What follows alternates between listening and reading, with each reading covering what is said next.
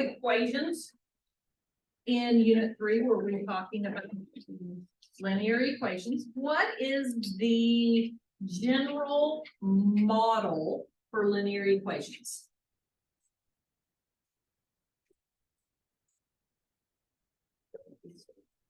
Y equals mx plus b. You are correct. All right. So linear, the model of that equation is y equals mx plus b. What does y represent in this class? The function. Is that what you said? Yeah, sorry. I'm going to pretend you did. She said the function.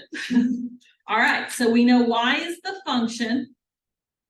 I think I know what you said. We'll get to that one here in a little bit. M represents what?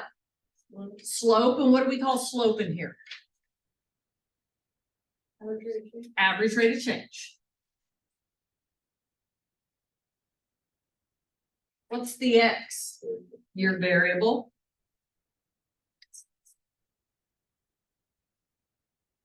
Plus what? Initial value. Initial value.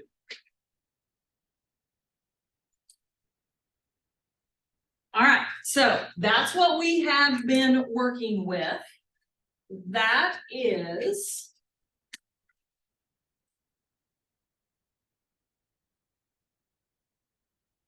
a linear function, okay? That's the model for it.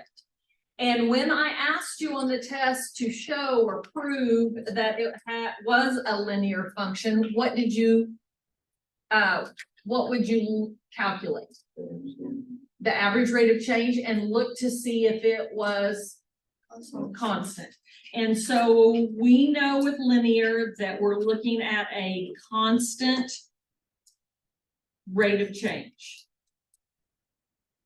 So if I did that in this one, of course, we know this is our variable, this is our function, and the average rate of change, if we did the first two, we would have 5 minus 3, the change in the function, over 1 minus 0, the change in the variable, and we get 2 over 1.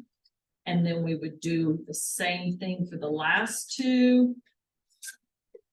And get 11 minus 9, 4 minus 3, and we would get 2 over 1. So again, we would say, yes, it's linear because the average rate of change is constant, okay? All right, so then based upon this information, can I write the linear equation? All right, so what's my function in this one? Y, because I asked you to tell me. Y equals, what's my slope? 2. What's my variable? And then do I have the initial value? Yes, what is it? 3. Just a reminder, when you look at this first order pair, it would be written 0, 3. So we know this is the initial value because the initial value is when the variable is 0. So we know that 3 is our initial value. And so we can create that linear equation, right? And then we can look at our table and we can say as x, or as the variable increases by 1. So as the variable increases by 1, y, or the function, is increasing by 2, which that is your slope, right? Okay, we've done that. All right.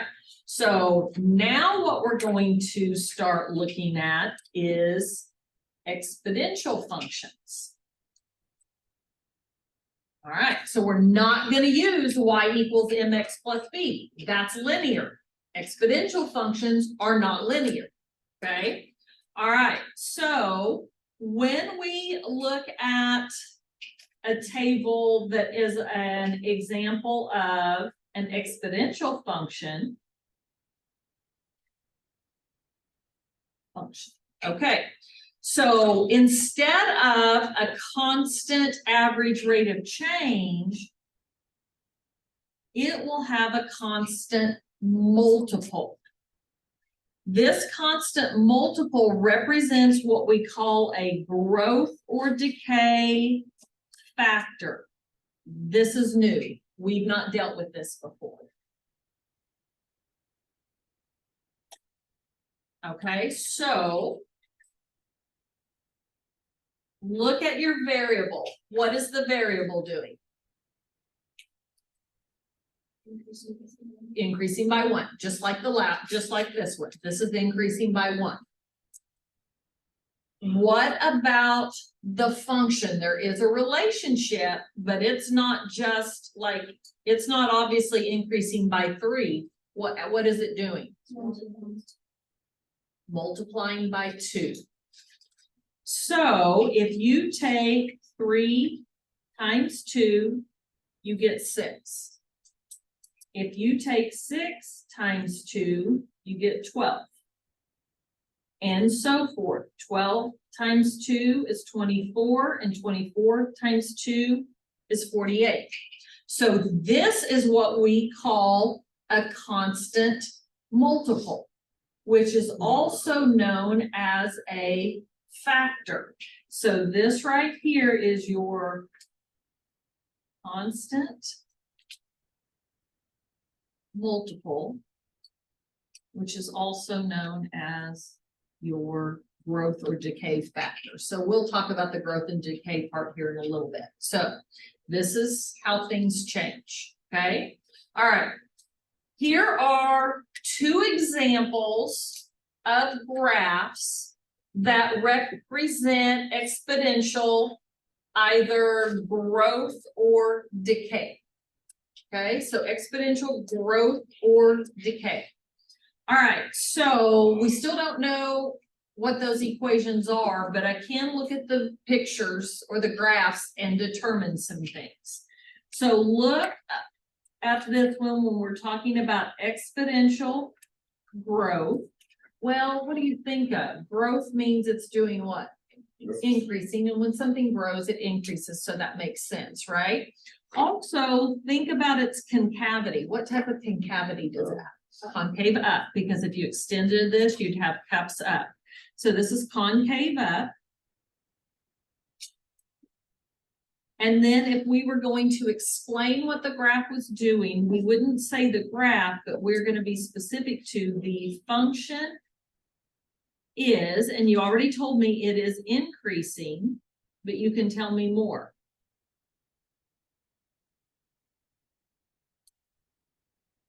What's it doing? At an increasing rate.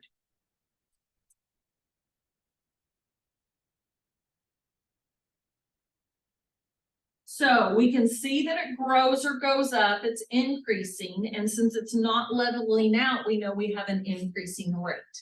Okay, an example of this in 2020. We all know 2020, what is related to that. So when COVID first hit the US, if you looked at a graph, whether it be days or months, the number of cases of people getting COVID was growing or increasing at an increasing rate. And what they were trying to do is to get that to level out. But when it first started, this is what the number of cases of people getting COVID was doing. Okay, so that would be an example of exponential growth. All right, then what can we learn by looking at an exponential decay graph? Okay, well, what is its concavity? It's also still up, right? So just because it's decay doesn't mean it's concave down. We still have concave up. So this is concave up. But now the function is doing what? Decreasing at a decreasing rate, because this is leveling out. So decreasing at a decreasing rate. Okay, all right. So as we proceed, any function that has a constant percentage increase. So we're going to be looking at percentages. So this goes along with your constant multiple, or a constant percentage decrease is an exponential function. And of course, if we're talking about increase, then we are talking about growth. And so if you invest money, holy cow, yes, I would love to see this with my investments, that my investment is increasing at an increasing rate. I would not want to see a decrease, right? So those are examples of exponential. Okay, so now we're going to actually start looking at some. All right, so we know y equals mx plus b is our linear model. Well, now we are looking at our exponential equation model, and that is given to us right here. Okay, so I'm going to rewrite that up here. N equals P times A raised to the T. Okay, so when we have an equation and the variable that stands alone is typically known as the what? Function. N is the function. So N is our function.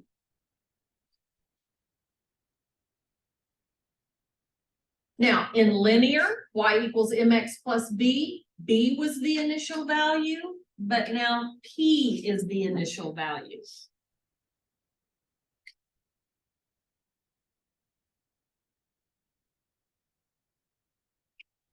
All right, then we encounter the letter A.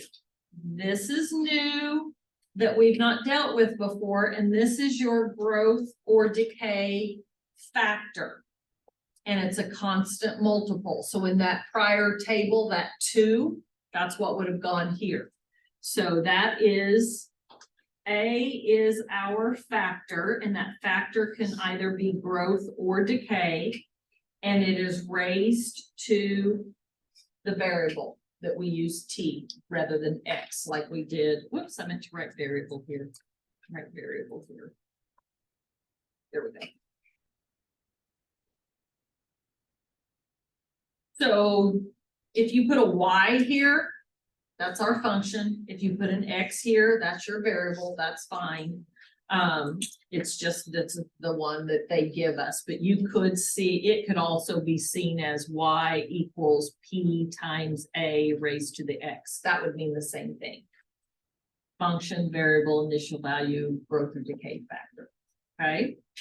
All right, now let's talk about the factor, because that's what is new to this unit. All right, so along with the factor, one of the things that we're going to encounter is what I'm going to call R, and that is your rate. Well, a rate is always a percentage. So on the prior page where it talks about a constant percentage increase or a constant percentage decrease, that rate is your percent, okay? So if in our factor, we're talking about a growth factor, so that would be like my investment is growing.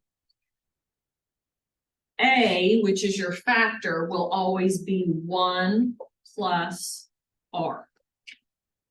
Always 1. That number never changes. R is what will change. Now, here's where you need to be careful. Let's say that I told you R was 2%. I am not going to take 1 plus 2 and say my A is 3. Because 1's not a percent, 2 is a percent. You have to think of 2% as its equivalent numerical value, which would be 0.02. So then you would have 1 plus 0.02 or 1.02. Okay. Then we can have a decay factor. And that factor is A. And now we would do 1 minus R. So I would do 1 minus 0.02, and so my decay factor would be 0.98. Okay, here's some things to remember. A growth factor will always be a number, so it's always greater than 1, because 1.02 is a number larger than 1. A decay factor is always less than 1. 1 minus 0.02 is 0.98. 0.98 is less than.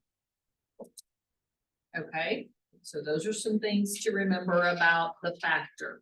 So in the problem, when it will always give you that R, and it'll say like the function or like the cost or the account, whatever the function it's talking about, it'll say it's increasing, it's growing, it grew. So then you know you will add. If it says it's decreasing, it's decaying, it's smaller than, it's less than, then you know you're talking about a decay factor, so you would subtract. So that'll all be found in the wording of the problem. Okay, all right, so let's look at this example here. The following chart shows the population of bacteria for the first 4 hours. All right, so the structure of my table still remains the same. The top one's the variable and the bottom one's the function. Okay. All right. So this is 0 hours, 1 hour, and so forth. And this is the amount of bacteria. All right. So the first question asked is, what is the initial value? So is that given? Yes. You can look at, so if we're talking about initial value, you can look at that first ordered pair, which is 0, 3,000. And anytime the variable is 0, you know that that function value is your initial value. Okay, so for exponential equations, look up above, what letter do we use for the initial value? We don't use B, P. So I'm going to say P equals 3,000, and this is number of bacteria.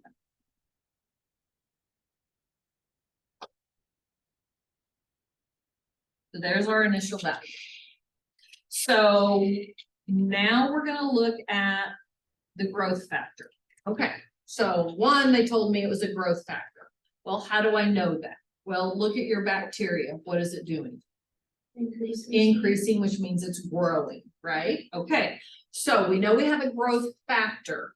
So what was a parameter I gave you about the growth factor? If we know our factor represents growth, what type of number does it have to be? Greater than 1. So we know when we find this, it better be a number greater than 1. Okay. All right. So to find your factor, so in this case, it's a growth factor. So to find the growth factor, we do not do the average rate of change. That's what we do for linear. What are we going to be doing? We're going to be dividing some numbers. So let me show you how this works. Okay, so the letter we use for our growth or decay factor is A. And what we're going to do is we're going to, again, work backwards, and we're going to divide our function values. So I'm going to take 3,270 and I'm going to divide by 3,000. So somebody put that in your calculator and tell me what that is.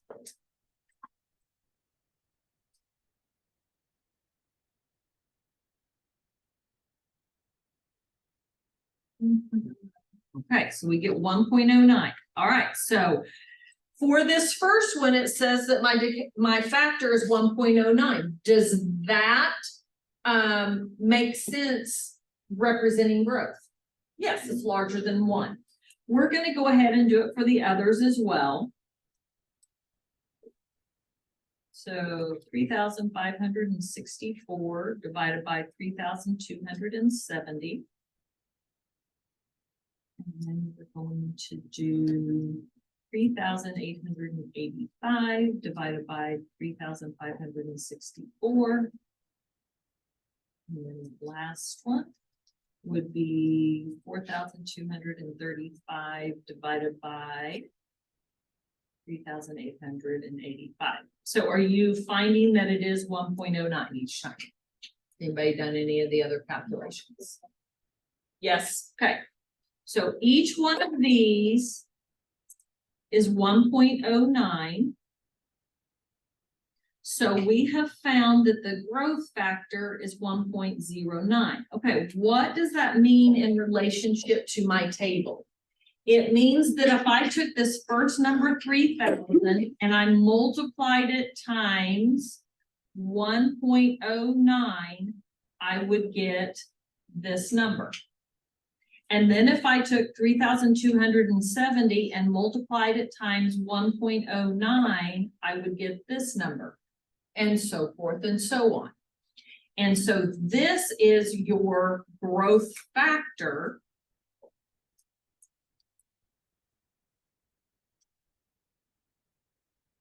which is that constant multiple. Okay. All right. Part B, write an exponential function for the number of bacteria present as a function of the number of hours. So basically this is asking us to write an equation. So now what we're going to do is use this as our model. Okay, so we start out and we know it's the function, and in this case that is also the letter N. I'm just going to write the equation model first. So that's what we're working with. Okay, so N is still the function, so I leave that alone. P is the initial value. Well, we found that to be 3,000. A is my growth factor. We found that to be 1.09, and then we're going to raise that to our variable, and our variable in this case is T.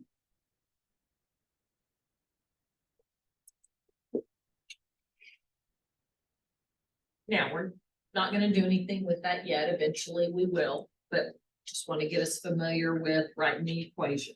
Okay, example 2 is a different example. All right, the first census in the US was 1790. It showed a resident population of 3.93 million people. Okay, so in the US, first time they ever took a census in the year 1790, and there were 3.93 million people. So what do you think that number is going to represent? Initial value. What is it? Initial value. Yes, that's going to be our initial value. Okay. Then it tells us from 1790 through 1860, the population grew by about 3% each year. What do you think they're giving us there? That is your rate. And they told us it grew. Okay, so this first asks, what is the initial value? And you already told me what that was. I'm going to go ahead and call that P because that's what the model equation calls it. So at the start of when the census ever began, we had 3.93 million people.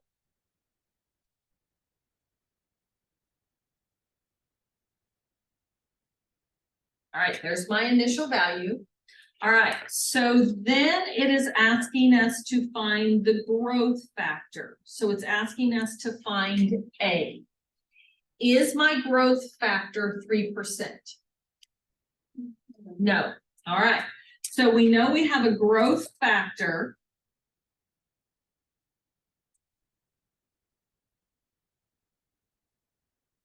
which is found by what? We did it, I wrote it at the top of the page. The growth factor is found by what? 1 + R. 1 + R. All right. So to find that growth factor A, I know I'm gonna do 1 plus, and am I going to use 3%? No, we have to rewrite that as a decimal. So my rate is 3%, which is what? 0.03, not 0.3, that's 30%. So I'm gonna do 1 plus 0.03, so my growth factor is 1.03. So this is your growth factor, which makes sense because it's larger than 1. So now I have the pieces that I need in order to write the equation. So write an exponential function for the population of the US as a function of the number of years since 1790. Okay, so what we've got is our function. They don't tell me what letter, so I'm just going to go ahead and use n. This is the population of the US. We started out with the initial value or the initial population of 3.93 million people, and it grew.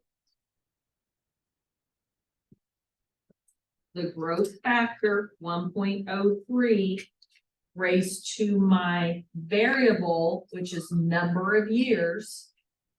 We'll go ahead and call it T. So this would be the exponential equation. So it's very similar to linear. We're looking for initial value and we're looking for not the y-intercept though. We're looking for the growth or decay factor. So there's some similarities, but obviously some differences as well. Okay. All right.